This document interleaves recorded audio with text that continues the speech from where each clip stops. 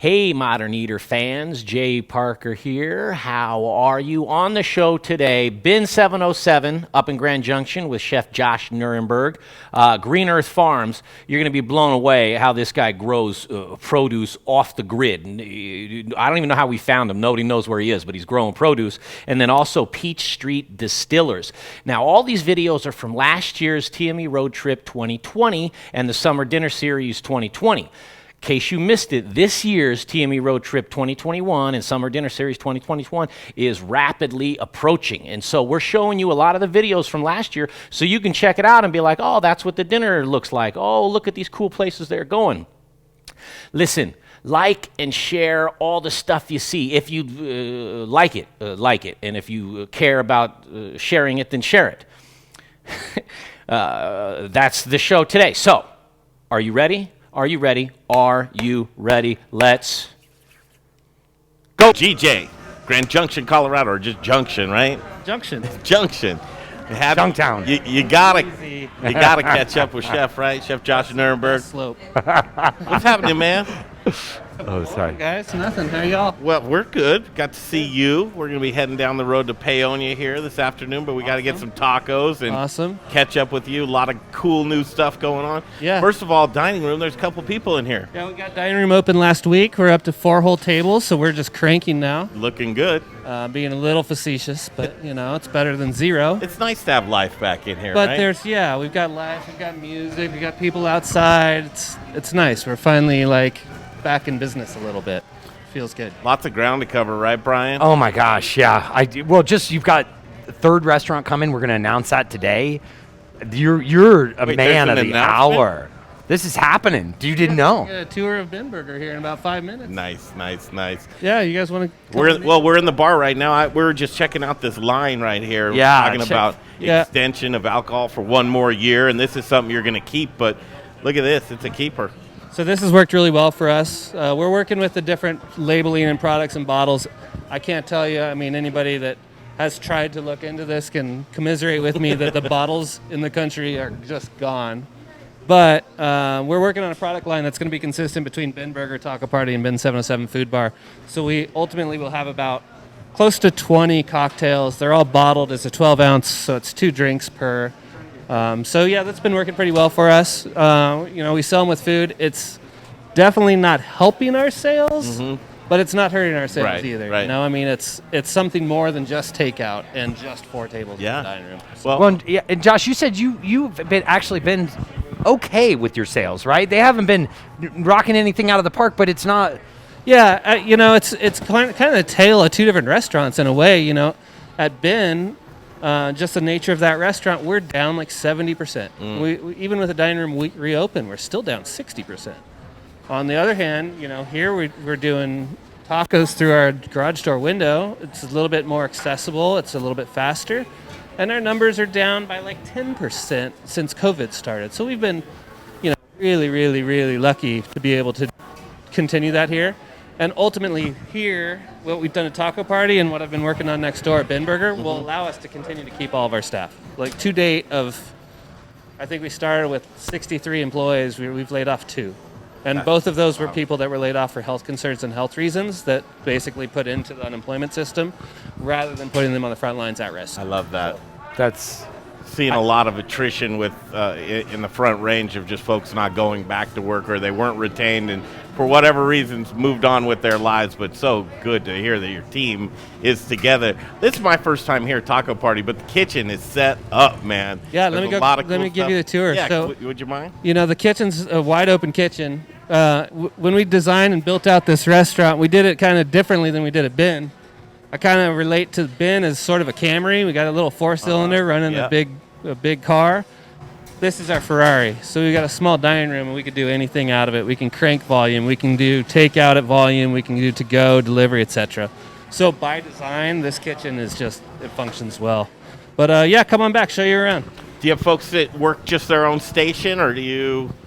Everybody's cross-trained on all stations, but that's also to say that most of my crew has been here for several years, so they really have things that they've taken as their own responsibilities. So this is Mark and Adam back here. Mark and Adam both help run this kitchen and have been here for some time doing so. So Mark's doing production of tacos, building all the tacos. You can see we've got our Al Pastor spit, we've got our Carmelo tacos, and our proprietary blue corn tortilla. It's a bow and arrow blue corn nixtamal that we have done here in Grand Junction specifically for us, which is dope. We've Rad. heard bow and arrow probably 5 times so far, and we're off to meet Simon. Yeah? Yep. On Monday, we'll be down there at Bow and Arrow, and we can't wait to hear his story. You know, to be perfectly honest, and I would love if you guys share this with him, the existence of Bow and Arrow is probably why Tacoparty's here. Because we were trying to explore another concept of what we can do with products available to us, local products, Western Colorado products, to realize that they had corn.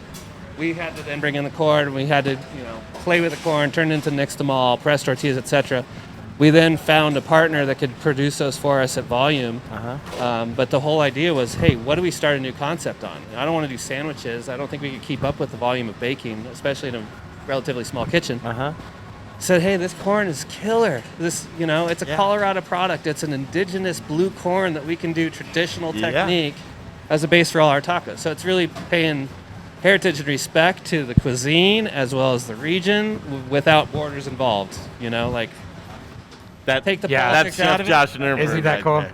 Man. Well, and here, Greg's a little interesting tidbit about the way that he's processing his corn is the right way that it's been done for 10,000 years, whereas most cheaper, now this isn't some of the great guys that we work with like Rockalitas, but cheaper people will cut corners and not do the nixtamalization. Am I saying that? Nixtamal. Yeah. Nixtamal Nixtamal. process, which is super important, and it's just about soaking it Yep. overnight, and which is easy with a little ash, Yep. is how it was done traditionally.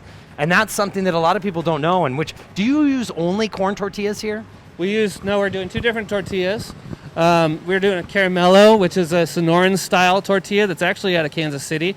The reason we're using that, this comes down to quality. At the end of the day, we have to have the best product we can.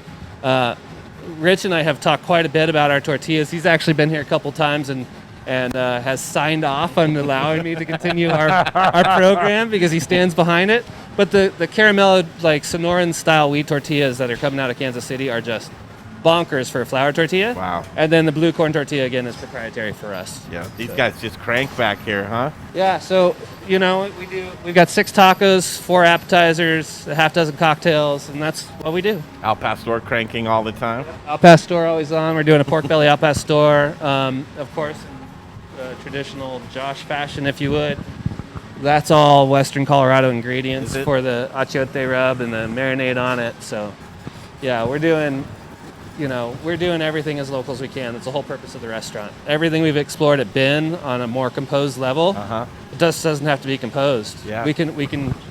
I don't know if you can see this, Jay, but if you want to come back and take a look here, we can fill our board right now, as we were just talking about. Yeah. It's strawberry and radish season, right? So we can fill our board in essentially a quick service or almost fast food format using all local ingredients.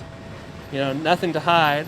With really the only exception being the avocados, but if You've there's got an to, exception, that's the exception, So here, come on through. I'll show you guys the kitchen. Josh, and you're a detail guy. Where did you get those to-go boxes for your tacos? I love that. Are those Honestly, hot dogs originally, or no? what? That's a to-go box. We have 2 different versions of them. We are, kind of limited by price because we're doing as much takeout as we are. We have a different version of that has a plastic top. We converted everything at Bin to have a plastic top so anybody can see their food without having to open the box, and you can remove the top of the box and eat out of it as though it's a dining plate. Hey, easy with the movement of the arm there. But we tried to keep everything as close to eating off of a plate as we could. So this box is a little bit more cost-effective version of it, but it's one of the 2 boxes that we use. That's a separate taco compartment box. Like I said, we don't do the starch, the rice and beans. We just crank tacos and guac and a couple of apps, and that's it. So it works really well. Details, man. Yeah. Details, Josh. All of the details. I love it, man. So come on back. So we are, as I mentioned, production-wise, I've got our coolers here, our production here. We've got This is a all of our Ferrari herbs right here. We do gastrique instead of citrus, so we use local fruit and local cider vinegar to make gastriques to use in the guac and to use in the food instead of using citrus, just to keep it a little bit more local. So it's a big part of the flavor profile that we try to hit. You guys know I got Blaine's tomatoes here. I'm always going to have Blaine's tomatoes. If they're in season, I've got them. So we got some hibiscus for the bar program and some tomatoes from Blaine. Look at those beauts. Wow. And then come on over. I'll show you guys Ben Burger. Ben Burger. This is so exciting, man. Didn't we have a great restaurateur tell us, Greg, one time that what are the three main things that every real restaurant, it's tacos, burgers, and what was that last one, Greg? Tacos, pizza. Yep, that's he was right. like, these are your three. If you're going to have a restaurant, you got to do something like I this. had this when I was a kid. Well, I'm going to take this off. If the hot tomato didn't exist, we'd be in the pizza business as well. But with the hot tomato in Western Colorado, there's no reason for us to want to do anything. To do it. But what, in your mind, and we'll continue here. But hot tomato. You hear it around this region here. What is it about them that sticks out for you? It's a community driver. It's the way they operate their business. It's Western Colorado wouldn't be what it is without outdoor recreation, and outdoor recreation wouldn't be what it is without hot tomato as the hub. Mm-hmm. So, Really? One of your favorite forms of recreation, right that's here. right. I'm still working on trying to get a skate park built here. I'm on a 10-year mission, but at least I can promote it through Where'd you restaurants. get these decks? I collect. We've got. Well, I also make some. Here's some Tacoparty decks. That's sick. I should take a picture and share my old pal Peralta I'd love deck to that see I it. have, man. Every time anyone sees it, they're like, "Oh my gosh, this is an antique." So this was dinner party. So this was a 50-seat dining room. I gotcha. Needless to say, post-COVID times, it's not a necessity. Uh-huh. Jay, come this way with me. So what we've done here is to rebuild the dining room. I'm getting you as close to the dining room. Go back that way. So what we've built here is essentially a touch-free restaurant. Uh-huh. So we've got everybody can come order from QR codes, seat themselves, use tech, use apps to be able to order. Yeah. So touch-free in what sense? How did it just... We are building out our system that from our app through our website, you can choose dine-in, takeout, or delivery. Gotcha. And it's all through your phone. So if you choose dine-in, you help yourself to a seat. Uh-huh. You take out your phone, you order. When your order's up, you're notified on your phone, you come and pick it up. Perfect. Our water is all touch-free. Everything's set up touch-free. So both sides will be set up completely touch-free. You're building a business exactly on the model of right now? This is what we've got to do to be able to, continue to operate. Well, the ingenuity of we're in these times, it's crazy. And what a great chef is thinking about doing is how am I going to stay progressive, stay with the times, do something that is going to be part of the future. You're, Josh, all over it. Well, we've got to. Yeah. We don't have any Yeah. other choice, Yeah. Part of you hopes that that's not the future. I mean, I don't know. Is there an intimacy factor that's missing? We're with that? we're not taking out traditional service. We're just adding to it. Yeah.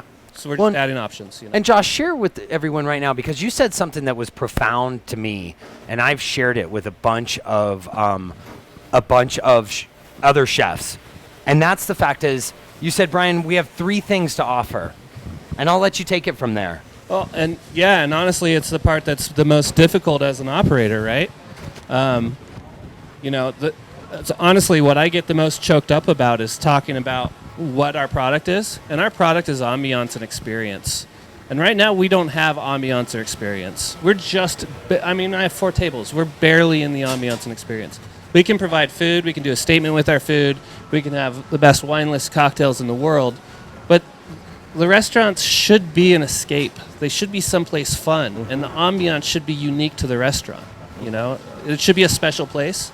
We can't do that right now. Mm-hmm. So we're just trying to find new ways to be able to do that, to make people comfortable, to allow them to come into our space so we can host them, take care of them, feed them, and ultimately just provide something unlike they'd be able to experience anywhere else. I don't care where it is. We just want to do what we do, not copy, not take, just showcase where we are and what we do. Uh-huh. So many chefs should listen to that and learn from this guy right here. Truly, an inspiration, Josh. Always, whenever I talk with you, I'm just like, wow, you do something that's powerful. Thank you. What's up with Ben 707? How are you easing back into it there? Well, so it's kind of a convoluted and it's a really long story, but ultimately, with the way the grant programs worked, we were able to receive PPP funding. It's no secret that I run crazy high labor costs, so our PPP funding was strong enough to be able to keep all of my utilities paid and all of my employees on throughout that entire time. We also applied for EIDL grants. We received an EIDL grant both here and there. So we turned that EIDL grant right into investment in the space. So the EIDL grant built out that dining room, and that EIDL grant remodeled the bin dining room. So I haven't posted anything on social, and honestly on social I've been quiet for about 3 weeks, just essentially building anticipation and getting past sort of a soft opening. But we've completely remodeled the inside of bin. We've made it more formal. We've made the tables smaller and more intimate. Interesting. So yeah, we've got a space next door that I can do, a little bit more volume with our burger that was so successful at Bin, and we've created a more formal space at Bin that is totally ambiance and experience driven, even more so than it previously was. So you're kind of keeping the ribbon around it right now? Yeah, it's, it'll be 100% finished as of Monday, and we'll open here as of Monday. So as of Monday, we'll have 3 essentially completely new versions of what we were doing in March. Okay, so we'll be on the road when you do that, but promise us that you'll grab a camera and let us link to you like we do with Yeah, I'd Boom love to. and show us around. Sure. We'd love to see that. Yeah, you bet. awesome. That's going to be Gosh. exciting. Isn't what he just said? I mean, Well, it's so it's just- powerful. yeah. It's It's good stuff. We always look to you to really kind of see what you're doing because you're constantly thinking, man. I mean, do you ever turn your brain off for a second? I don't have the opportunity to do that. I'm going to tell you, I showed you that new packaging. Keep pushing. We're fighting tooth and nail all day, every day to try to keep the lights on. Sales are not supporting it yet, so it's tight. Doing a good job. Thank you for what you do. Yeah, of course. Thanks for stopping by, guys. All right. This is good stuff. We're heading on down the road to Paonia, Colorado. We're going to go see Big B's and Jeff Schwartz, see what he's up to. And then Four Corners, we're going to go to Bow and Arrow and see Simon, and we'll head into Durango. Keep it moving through the San Luis Valley, up through Crestone. Yeah. We're going to head into West Cliff, and we're going to go to Surf Hotel. You know anything about Surf Hotel? I know all about it. I haven't been there, but that place looks just awesome. Have a good time while you're there. You'll have to watch Thursday night. We'll be broadcasting live from Surf Hotel. If you guys haven't already, you should reach out to the folks at Dram Apothecary. Yes, they're old friends of mine. I should write in Salida. That's a great idea because those are good folk at Dram. Absolutely. We're going to be seeing Berg Harvest, South River Aquaponics, Bow and Arrow. We've got some great farms. James Ranch. We're going to try to get into them. 14. Killer. Chef, thanks for letting us catch up with you. Pleasure. Thanks Good for stopping stuff. by, guys. It's time for a taco party. Let's eat some tacos, Jay.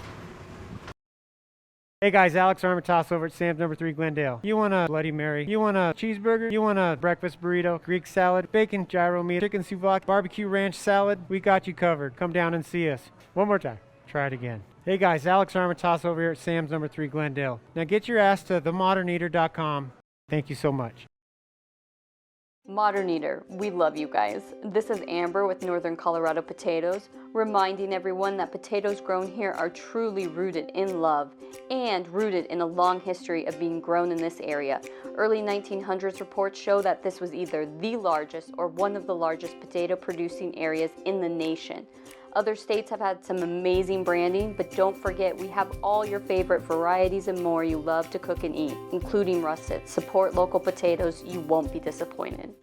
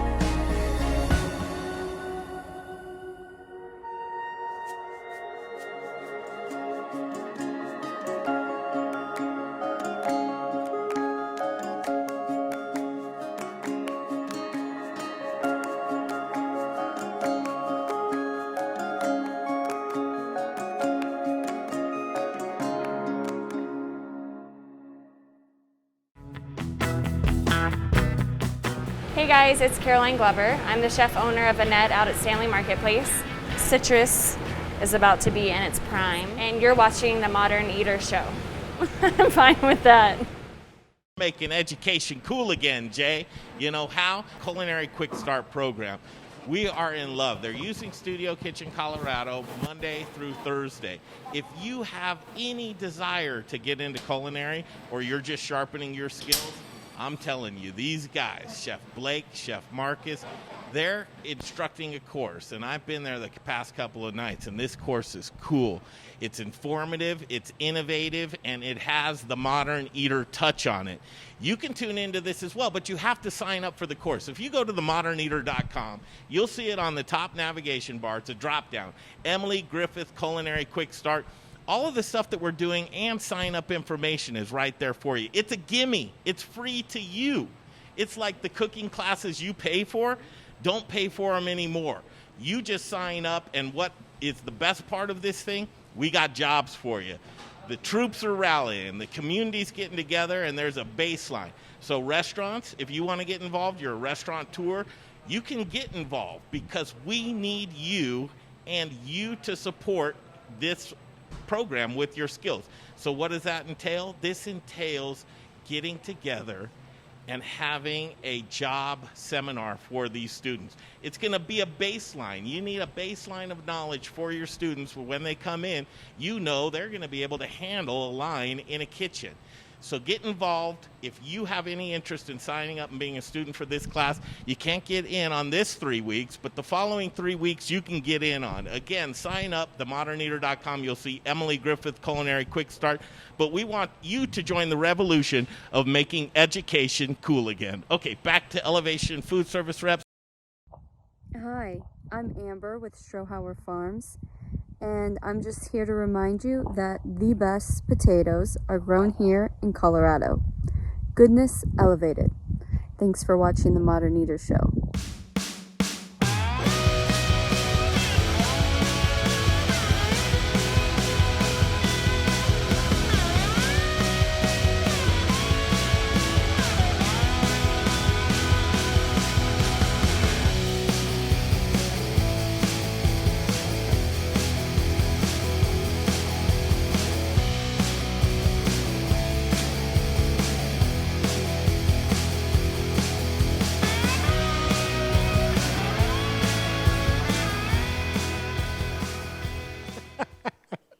Hey, Zach Ryder here, Colorado Mills Sunflower Products out of Lamar, Colorado.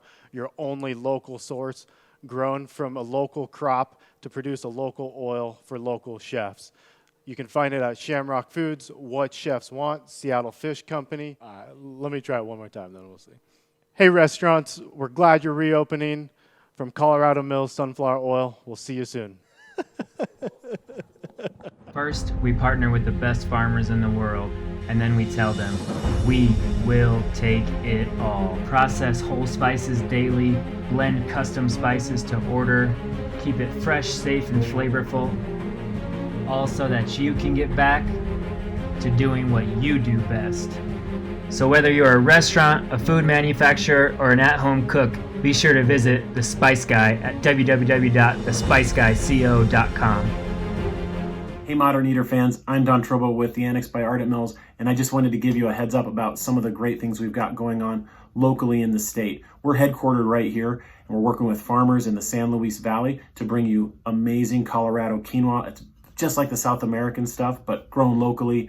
We've got transitional wheat flour that's grown by farmers in Colorado and surrounding states who are in the process of turning their fields into organic. So we're taking that transitional wheat and turning it into flour, and now it's available for you to cook and bake with.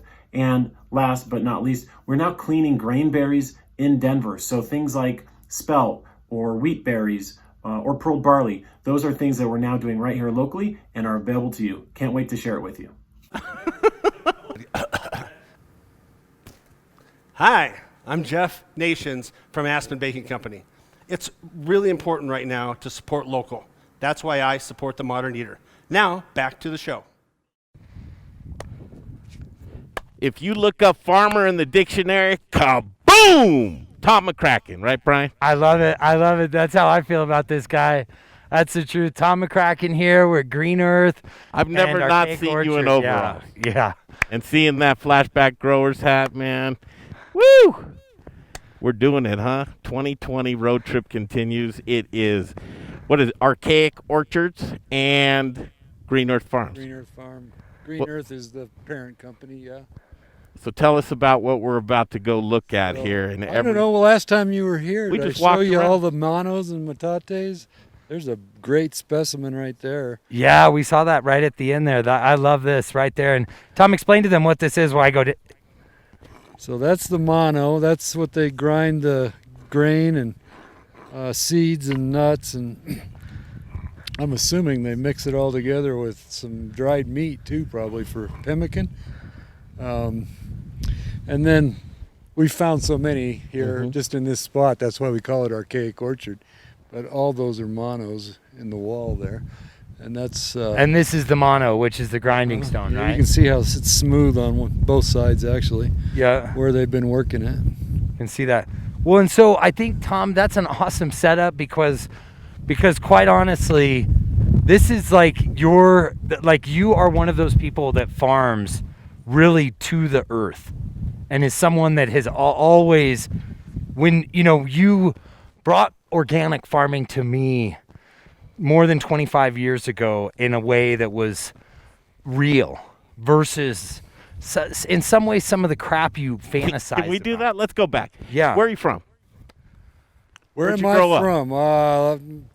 I grew up Let's in walk and Iowa talk, and Ken. Iowa and upstate New York. Farming? No, my father's a minister. All his brothers are ministers. My brothers are ministers.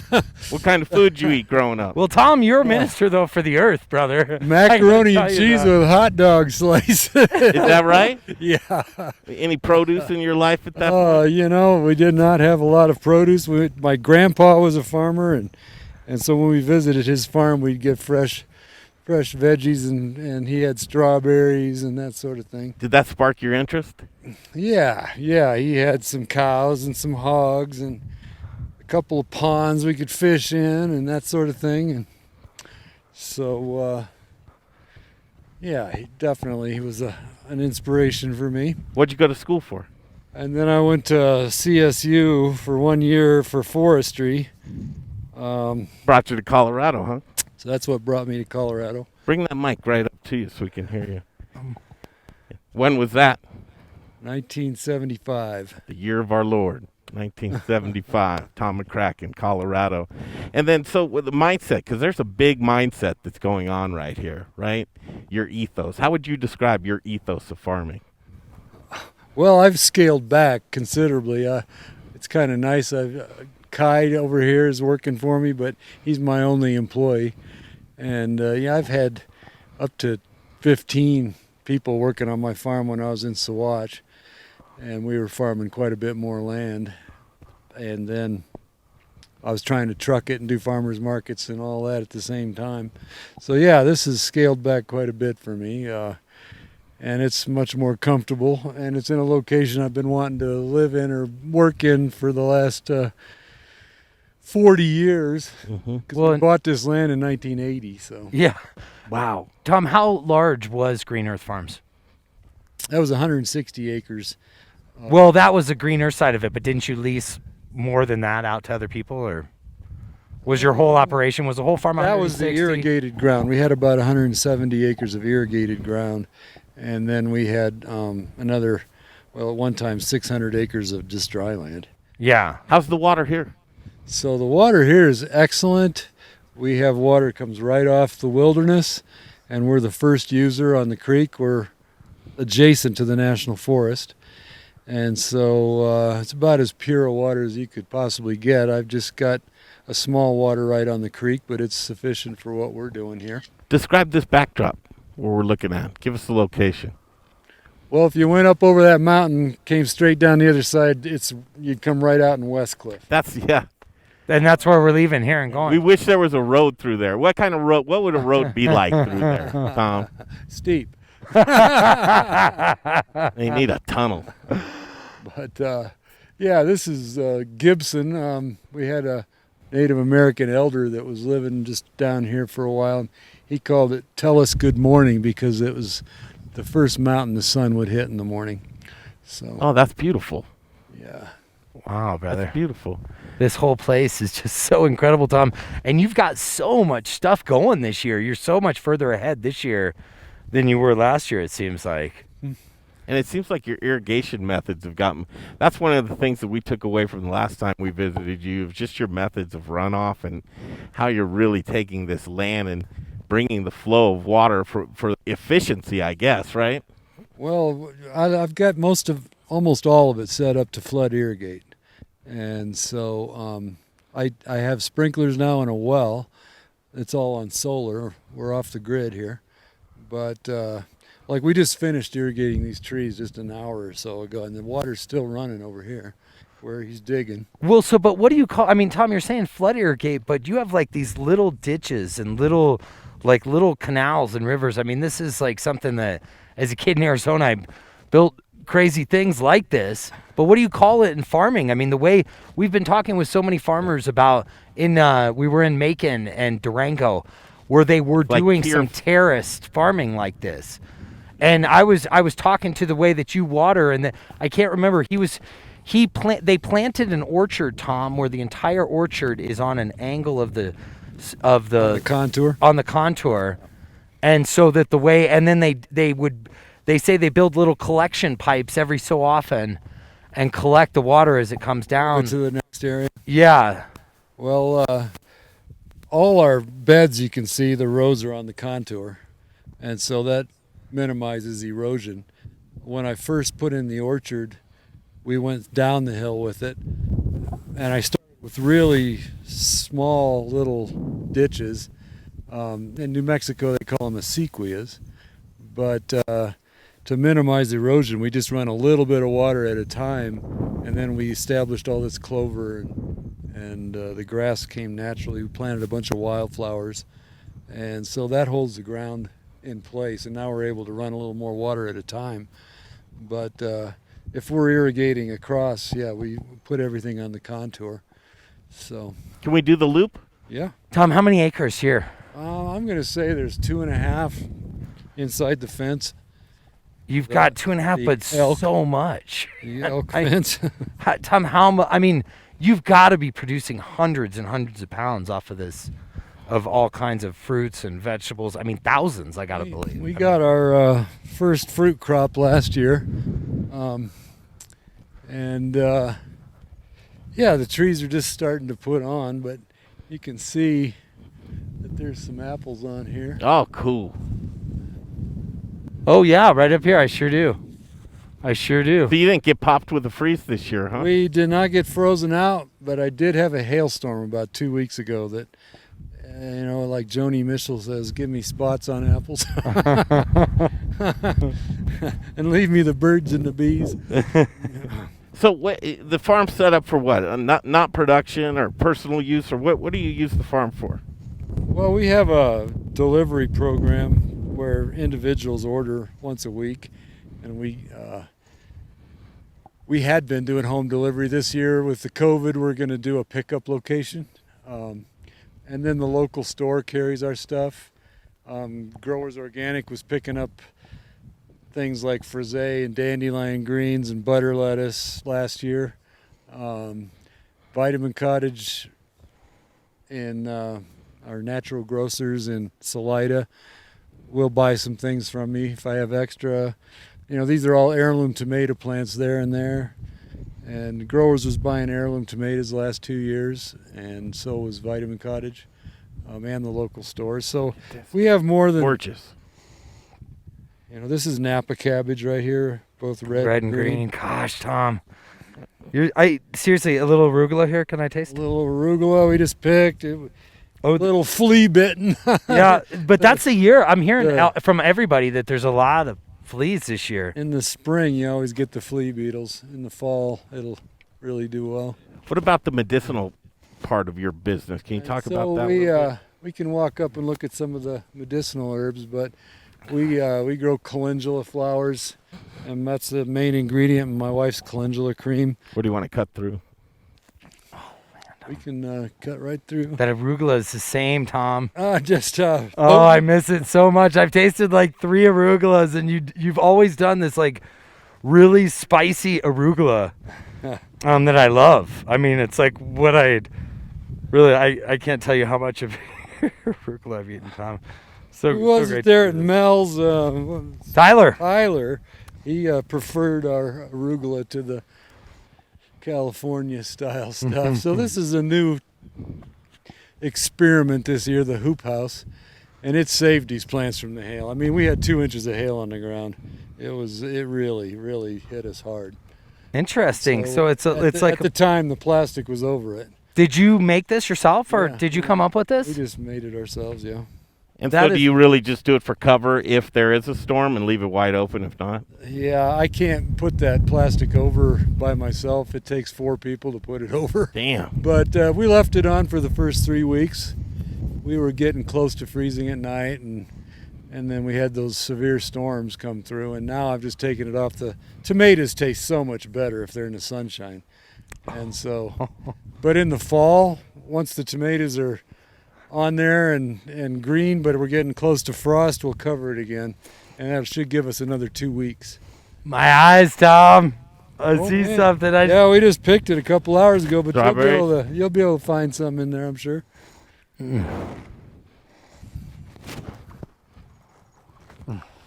Oh my gosh, Tom. Those are some damn good strawberries. These are some damn good strawberries. I can just see a bunch of ripe ones just from I here. know, so can I. Jay Parker, here you go, man. No, none for Jay.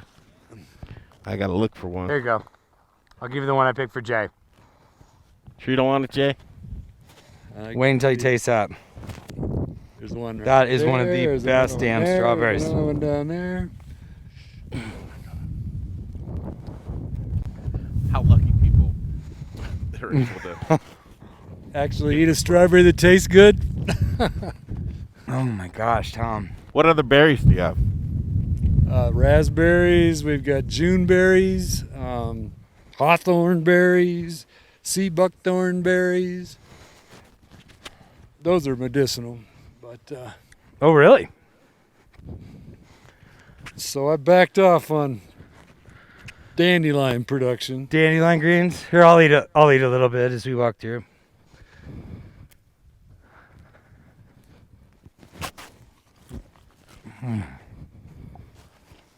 But here you can see the water actually irrigating a row of strawberries. It's coming all the way from where you cross the creek up at the top.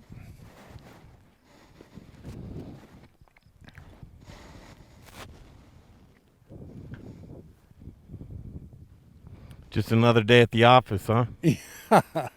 Yeah, not a bad place to work. What's a day for you like? Walk us through a day of your life. Oh, well, I start out usually doing some work for my wife's business. I do her invoicing and take care of the fulfillments on the internet orders she gets. And then I'll deal with whatever bookkeeping tasks are for the day, and then I'll get over here. I usually get over here about 10. And Kai's already been here for a couple of hours working. Tom, tell people though real quick the name of your wife's company. So Atera Botanicals, but the website is greenearthfarm.com, and that's where you can go and see all the products. Okay, sorry, I'll let you back into it. You were talking about. I just built this spring. If you want to take a dip, help yourself.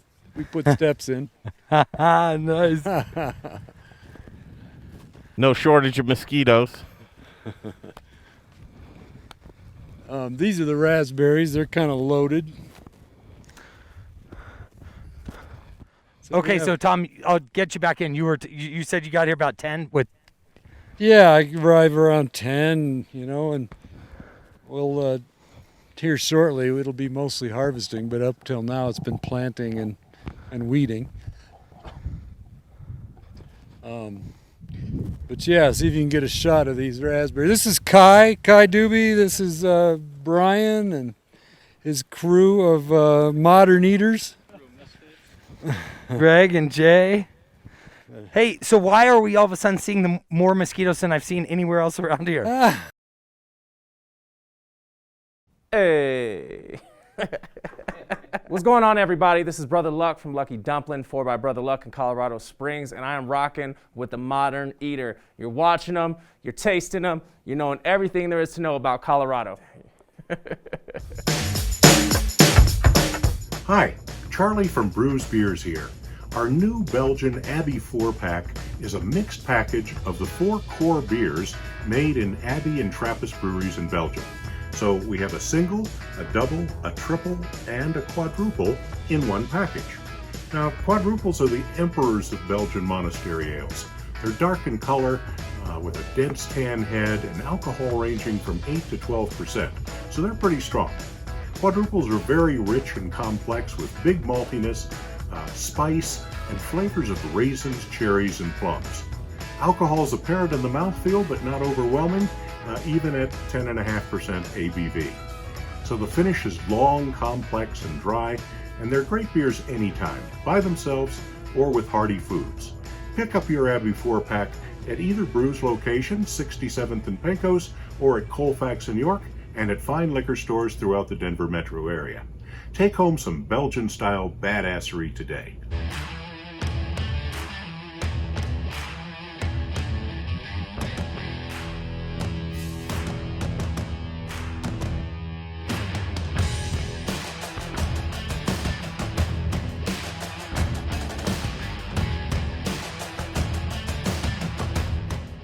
Hi.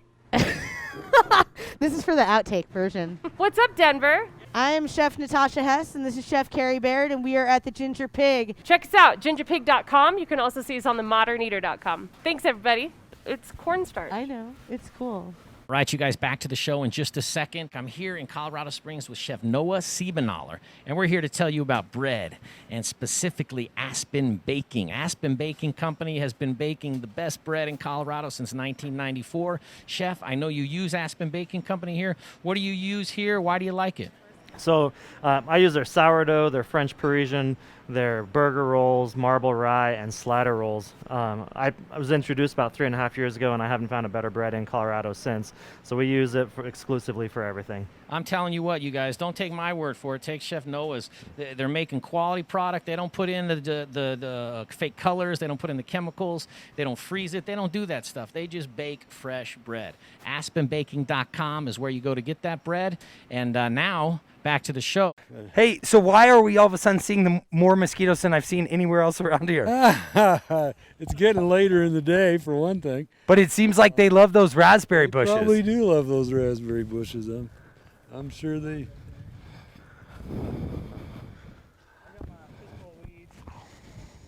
Getting ready to take off?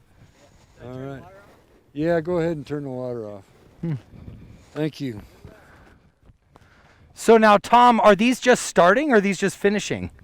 These are just starting. So these are fall bearing. They won't start until September, but these will be ready in about 10 days, maybe less than that.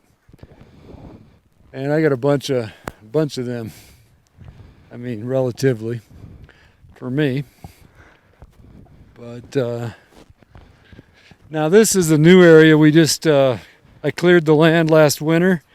We dug the stumps out this spring as soon as the ground thawed, and we planted another 21 fruit trees, of which all but only one didn't survive that.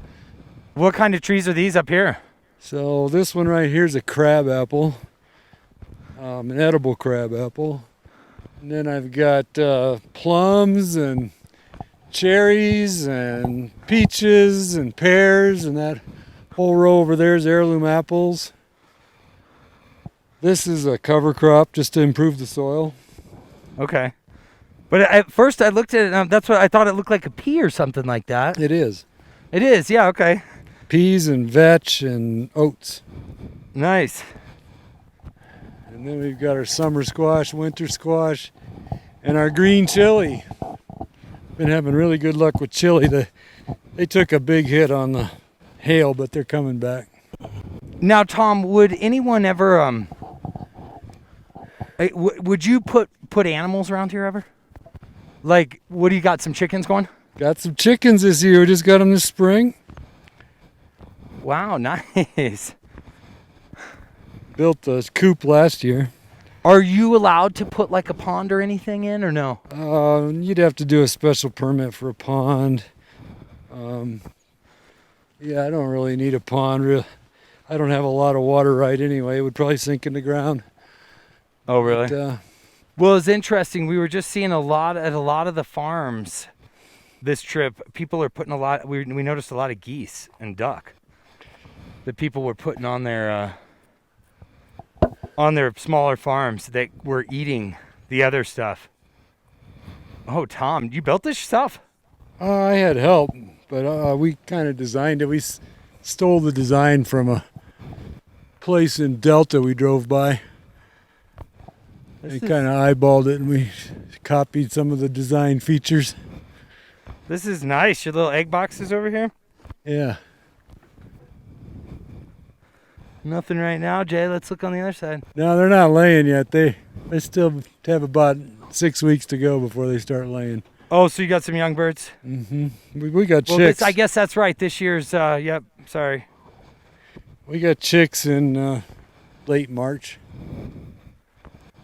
I like that. That's going to keep foxes out and everything. Did you dig around it, or what you got going on for that? So, yeah, you can see here there's wire. This wire comes out to here all the way around. All the way around it. Mm-hmm. Nice.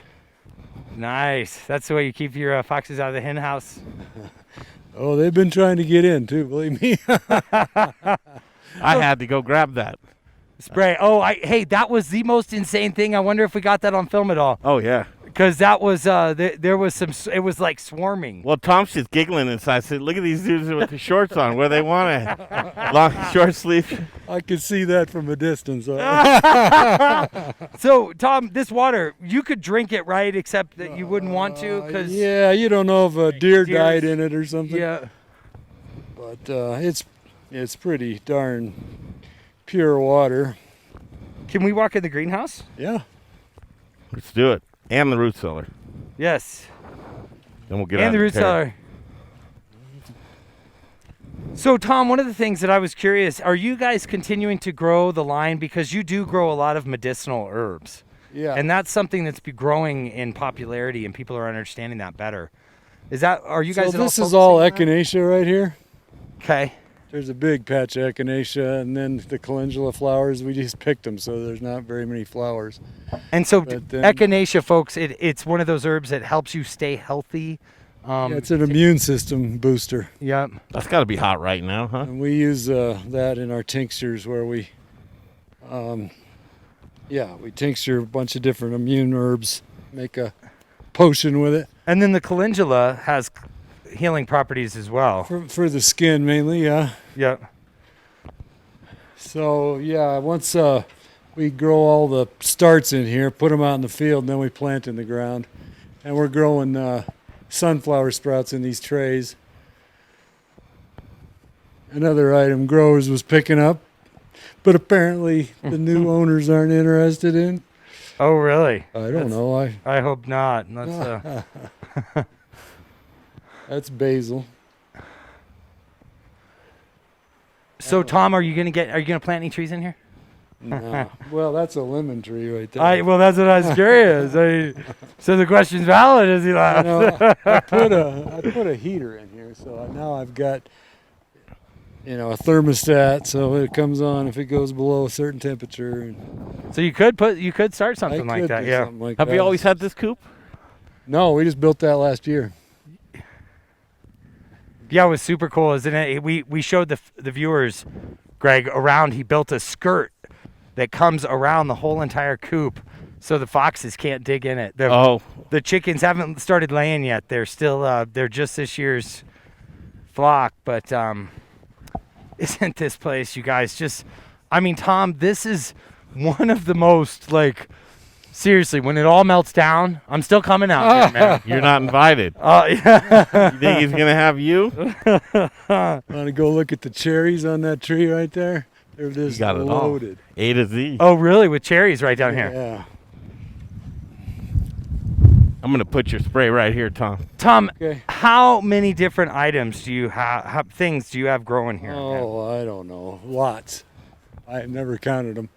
But look how many cherries are coming. Wow. Holy smoke. And so if you remember, watch our videos from this road trip. When we were back at Berg Harvest, we were actually eating cherries off of the tree. Well, And no, this is- rewind before that. So in Palisade, cherry trees were pretty much demolished out. Yeah, destroyed. And then they would have been ready a week before Paonia. And in Paonia and Berg Harvest, they were just about a week away from optimal ripening. Exactly, optimal. And They were then going to be harvested you tomorrow. see right here, just on the front end. So when are these going to be ready? These are sour cherries. I'd say 2 weeks. 2 weeks. Yeah. Oh, wow. And they'll turn red instantly or what? They'll turn, well, it takes them a little while. Okay. Some of these are the ones the plant is culling because there's just too many on there. Oh, interesting. So when they already look like they're ripe right now, that means the plant is It's actually trying to get rid of them. pushing them off. Yeah. Wow.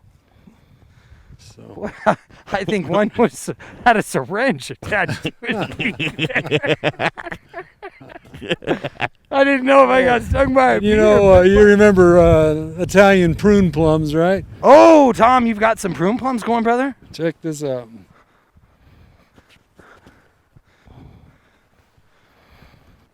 I love it. I love it. So you guys, just so you know, Tom is probably one of really a handful of people with an Italian prune plum that this will go into production, obviously, but there's just not. I mean, is that lack of demand or I mean, why? It's Why? just something people let go. I mean, it's just not. It's not a large commercial crop. I mean, Wayne Talmadge used to have a prune plum. Yeah. Describe one to me that's ripe in the taste and. So it's oblong. You can see how they're starting to be oblong here. Uh-huh. And they turn dark purple. Ooh. And Oh. they're fairly firm even when they're ripe. Uh-huh. Yeah. And they store real well. Huh. And then if you dry them, they become plums. Prunes rather. You guys, seriously, you do not know how alive and vibrant this farm is. I'm looking at this one thing right here, Tom. The amount of ladybugs. I know, there's so many ladybugs on these plants, it's unbelievable. I mean, Tom, that's just a sign, folks, of super, super healthy. And that's a native flower that we never planted these. These came up wild. How about this year? Pretty dry? Oh, it's dry. Yeah. It's seriously dry. There's been a fire ban in effect for 2 months. Yes, last year was cool and wet. Year before, really dry. Gosh, so Tom, These it's just are pears here. I know, that's what's just so amazing, you guys. We've gone from apples to plums. Wait, cherries? Cherries. Apples. Plums. And now we're looking at pears? Pears. You guys, right here, just in the span of like 4 rows, we've seen just the incredible diversity. Tom, it's just... Did you want to peek in the root cellar? Oh, yeah, a little curly parsley here. Yeah, we got curly there and Italian down below. Tom, you know what they say about parsley? I hate to think. That is an old inside joke of Tom and mine from the day of the farmers markets. When we go offline, boys, I'll tell you the joke.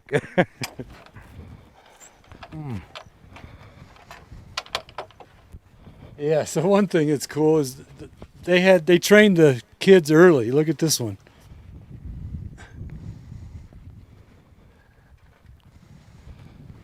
And that's something that It's a a little child would mono. hold. Yeah.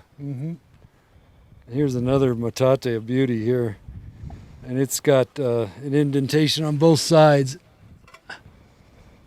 See? Yeah, and all that came from just right here. So, Tom, bats? Do you have any bats? I mean, I got to believe that Yeah, the something's bats got to... come around, but, I think bat populations are in decline. We need more bats to get the mosquitoes. Yeah, that's why I was a little surprised. Oh, the root cellar. You guys, this is what someone would use to hold everything. Tom, basically, so they had stuff all year round, right? I mean, right. I mean, we store potatoes, apples. We even ripened the heirlooms in here up until like middle of October. They ripened really nice in here. It was about 60 degrees. Devil's Claw root. So these are all the herbs that are soaking in organic alcohol from Hotchkiss. Hopefully one day we'll be making our own alcohol out of our own apples and fruit. Ooh, you have any Sprylanthus? Oh, yeah. Can we get some buzz buttons? Where I saw it right here. But yeah, is that what you had us chew on? There's 2 whole things over there, but yeah, I've got a whole row of them out here growing. Can we stop by so everyone gets to Sure. remember?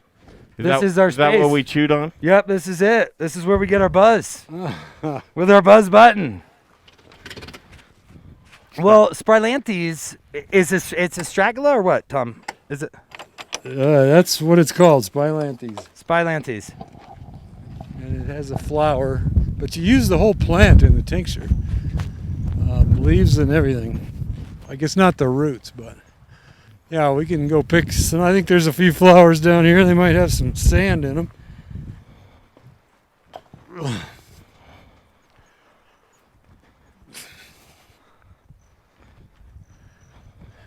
Look at the hummingbirds on the testament. So you guys, you gotta love this. We just asked Tom for one thing in this farm with. He's got to have hundreds of things. I mean, Tom, truly, you've got to have how many? Well, it's probably well over 50. Okay, well over 50 things it could growing be here. 100 easily, I suppose. Here's the asparagus patch, and there's yarrow growing in here, and we've got some garlic chives, and here's the regular chives. And you guys right there, see that asparagus? That's purple asparagus. Big old purple asparagus right there.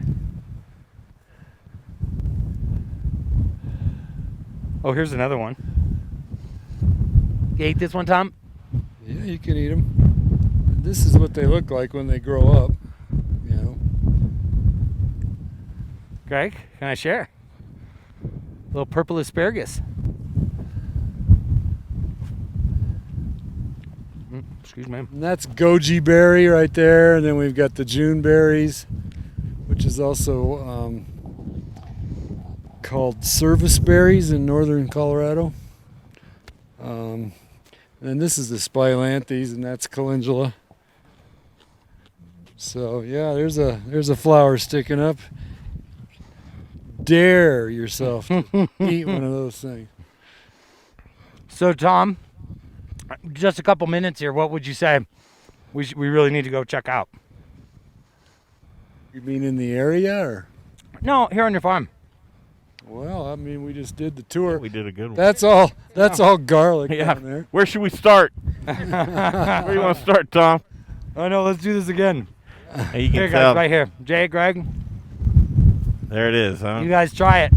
What were those things that we had soaked last year, Tom? That was ate? these. That was those. That was Except these? that's fresh right there. That's fresh. All right, so I don't know what that's kind. going to keep the COVID at bay right there. This will keep the COVID at bay right here. I don't know what kind of trippy ride we're about to go on, but we'll continue on Road Trip 2020 heading down the road. I wish, Brian, we could get right through that mountain range right there, the Sangre De Cristos, and we'd be on the other side of Westcliff in probably about a half an hour. We got about an hour ride out. Got to head up to Salida and head back down into Westcliff. We'll be at Music Meadows Ranch, and I hope you enjoyed checking out Tom McCracken's. This is ancient. Nope. No. Acacia. What? Archaic. Archaic. Archaic Orchards. And it's been a pleasure to catch up with Tom. We'll be back next year, and as we continue down the road, you got to follow us on Instagram. Our stories are fantastic. Like us, love us, and share the videos. See you down the road. Thanks so much. The Modern Eater Show continues. Hey you guys, Jay here with the Modern Eater Show. Thanks for watching. Don't forget about our YouTube and Instagram channels. A lot of killer content over there. Throw us a subscribe on YouTube. Throw us a follow on Instagram. And thank you for supporting TME. We couldn't do this without our amazing sponsors, so let's check them out right now. Very proud to be part of the Modern Eater, and chefs, restaurant owners, any food service operators. You know, I know right now that delivery and carry out is bigger than ever, And we got you covered. Cambro has a full line of delivery and carry-out items. More economical options are expanded polypropylene or EPP, nice insulated container. The ProCard Ultra is really versatile. It's a great unit because you can actually store cold products down here, hot products up here. It's all 120. There's no refrigeration worries. It's all thermodynamics. Just let us know what your food service challenges are, what it is we can do to help you out, and there isn't anything that we can't do for you. So hope to see you over here at our facility in Park Hill soon, and stay safe out there. You know, everybody, with several $1 million of hard assets here, insurance is very, very important to us. Ewing Levitt covers it all. Machinery, building, workman's comp. Ewing Levitt's got us covered from the floor to the ceiling, from our alley, even to the street.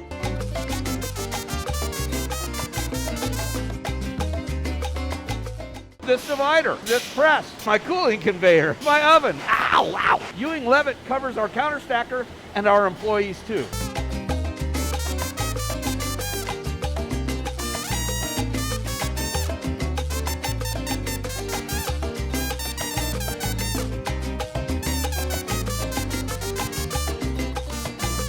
If you need insurance, take it from Little Rich at Rockalitas. Call Ewing Levitt, they'll get you covered.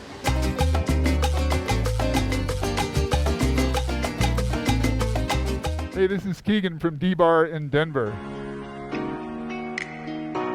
You guys might find it difficult to stay in touch and stay up to date with the ever-changing culinary scene in Colorado.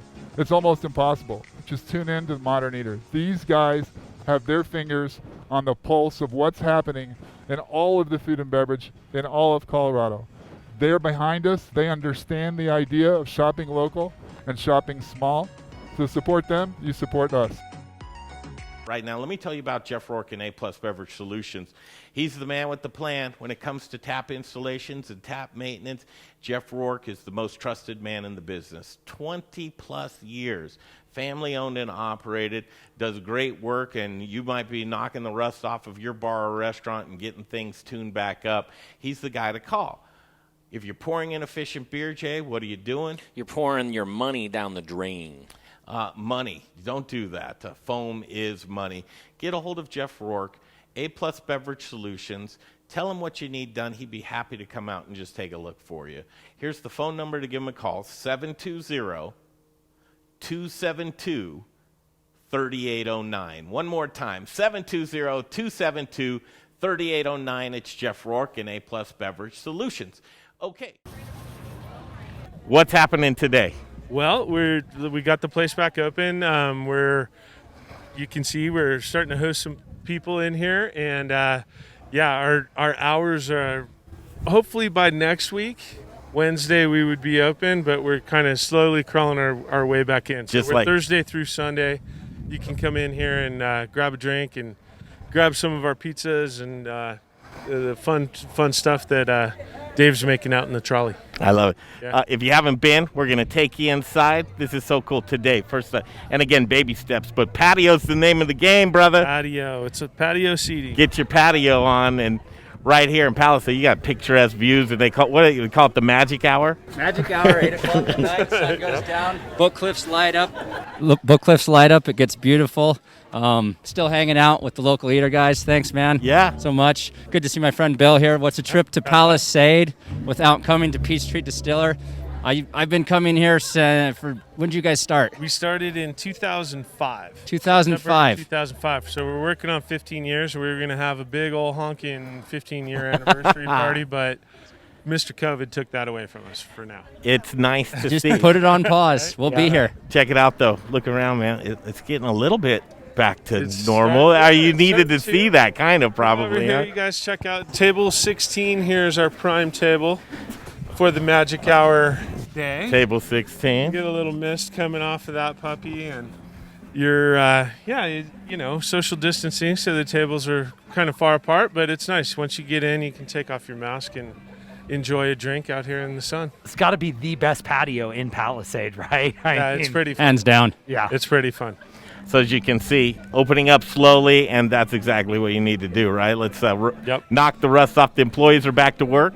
Yep. So we can go inside, and you kind of see the inside's not really happening because we're trying to keep people safe, and we know that the outside air is a little more friendly for this virus. But you come up here and order, place your drink, meet your host, and they can find you a table, take your first order, get things going for you, and then if you want to visit with our friend, the goat there for our goat vodka. If you start talking to the goat, they might cut you off.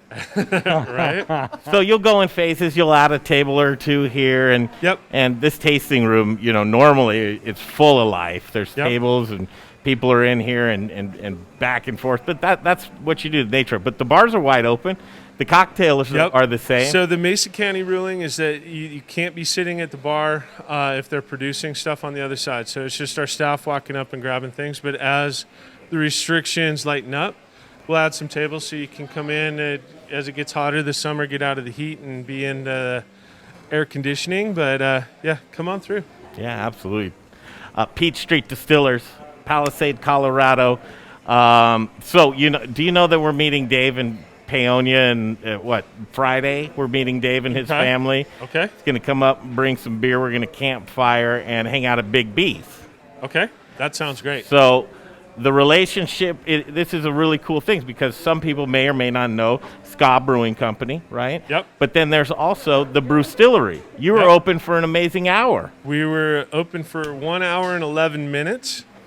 Katie's right over there from Scott Street Brewstillery, the lovely Katie Nerling and Dustin Lemoyne's here, and we're trying to get the companies a little bit more aligned in terms of like how each place does stuff, particularly in this time of kind of need where you obviously don't know how to do everything, so more brains are better than one, right? So that's kind of what's going on here today, and we're trying to get this place rocking and rolling into next week, and keep moving forward. You gave us great tours all the time, but I have to see out wanna back go to the Rick House? if you wouldn't mind, You bet. just to see your progress. I don't know. You can take a stroll through here, even though there's not seating, guys. But as we do that, talk about some of the special releases that you've been able to come out with in just this past year. Some 10-year bourbon, I think, is going to probably be at the top of the list. There is what Dustin's saying, but yeah, we released a 10-year, I think, right before Christmas, and that's it's the oldest bourbon in Colorado right now. Now, is it 10? Do you need 10 years? Are you just showing off at that point? Is it doing anything? I mean, no, I think you do. I think the evaporation and the amount that the spirit goes into the wood and back and forth, that diurnal shift that we get so well around here. 10 years of it, it's definitely a really special spirit. And well, that's what I was going to ask, because did it turn out to be like an aged balsamic to where you just scraped it out of there? Too thick?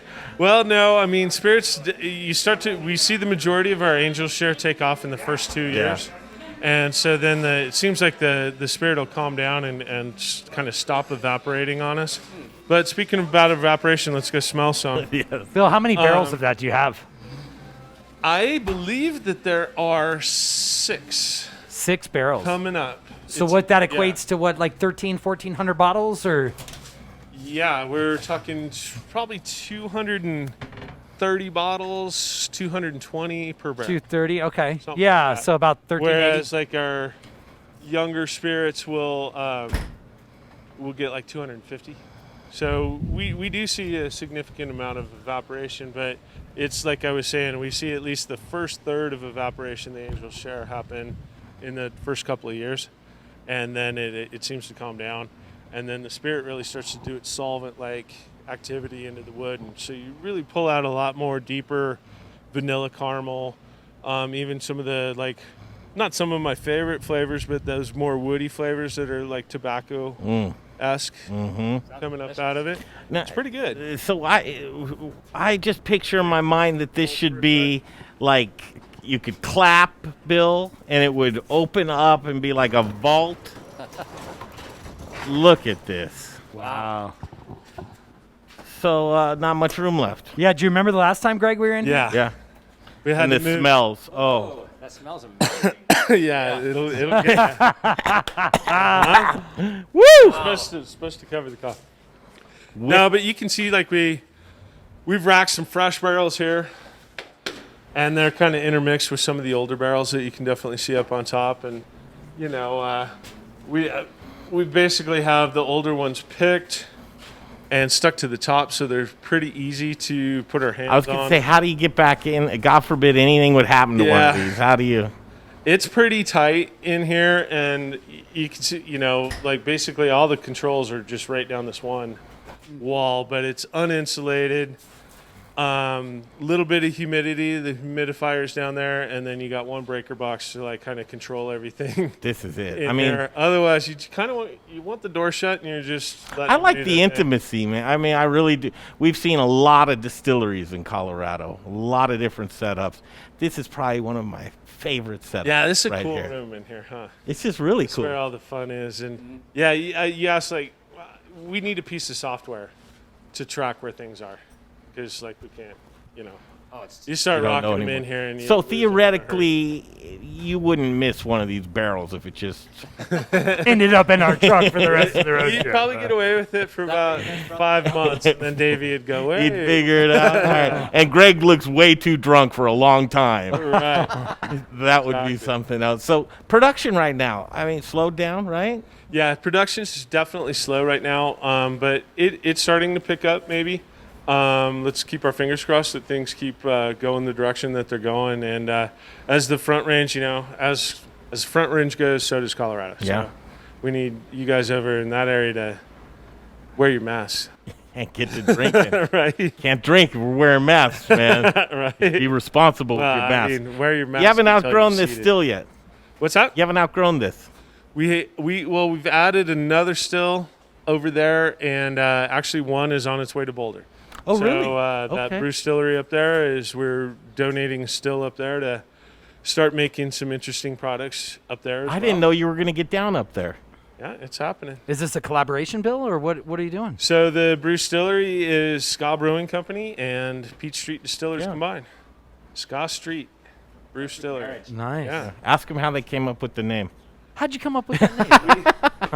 You're going to have to ask Thibodeau over in Paonia. Show us this trolley. Yeah, and so what we added this last year in about July was a food element. So in combining the 3 operations, the brew distillery, the brewery, and the distillery, we needed similar licenses. So pub licenses, where we were manufacturing licenses before, like manufacturing and sales room license. We switched over to pub licenses. Pubs, you need to have a certain percentage of food. So this is our little trick around. I'll bet you people really appreciate that you had to do this. Yeah, but what we took was a Durango bus, like the trolleys that run up and down the main street in Durango, the transit system, and we ran across one of those. Jeremy, the chef over Oh my God, look at that pizza. Got it? That Yeah. came out of there? How did that come out of there? Right. Wow. Delicious food. Yep. And if you want to just take a step up, you can kind of peek down and see the action in there. It's really cool.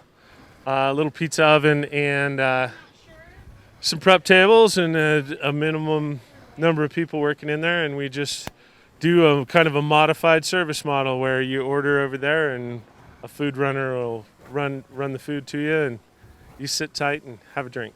Have you been to Ska lately? When was the last time I was there? Probably 2 months ago. Okay. We'll be there in 3 days. It'll be All right. interesting to see what's going down there. And I should probably buy you guys a pizza so you can compare it to what Jeremy's That's got. an interesting idea. Absolutely. right? Now, Dave has a dish named after him down there. Yep. You have one named after you up here? The Big Billy, yeah. There is one. I had to ask. Yep. Little Gus still running around naked shooting squirrels and rabbits? He is. Katie was asking about him. He's raising a couple of pigs. for 4-H this year, and he needs to sell them. So he was pitching Katie up in the Boulder location to buy one of his 4-H pigs too. Smart boy.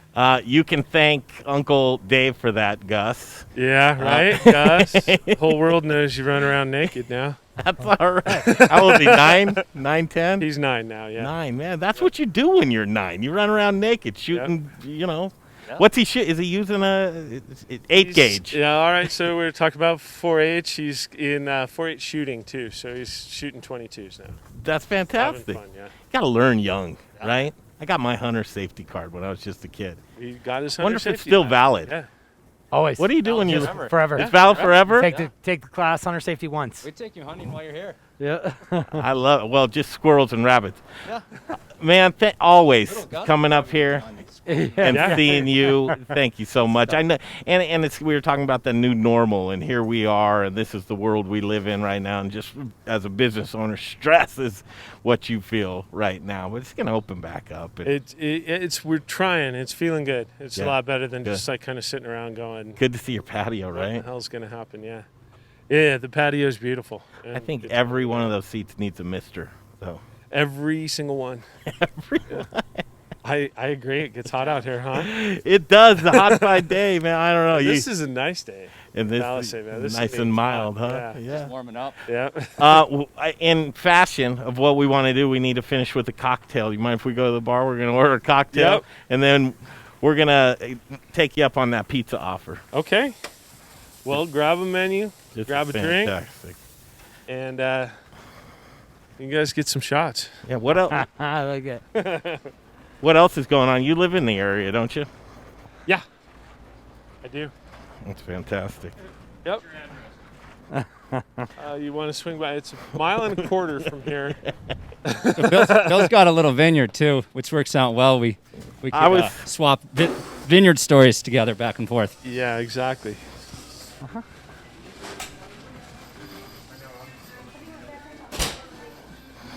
So I'll direct you over. Let's take an order over here, and then we'll So get this you is how you guys do it. to a seat, and things will happen from there, right? Peach Street Distillers, Palisade, Colorado. This is what's all worth it. Come on out, enjoy yourself, drink responsibly, and can you get bottles to go? You can get bottles to go, and what's really fun, and I think they've made this a little more permanent. We can do alcohol to go, so you can get a mixed drink to go if you'd like, and we're carrying some ska beer, so you could even grab a 6-pack of ska beer to go if you would like. But That's a new treat. You know, well, and people like Jay who don't drink, he loves the Skagwa. and we've got skagwa. So I'm gonna have to pick you up some of that. you're partying. All right. Let's Let's get a drink. All right, thank you. We'll see you down the road. The Modern Eater Show continues.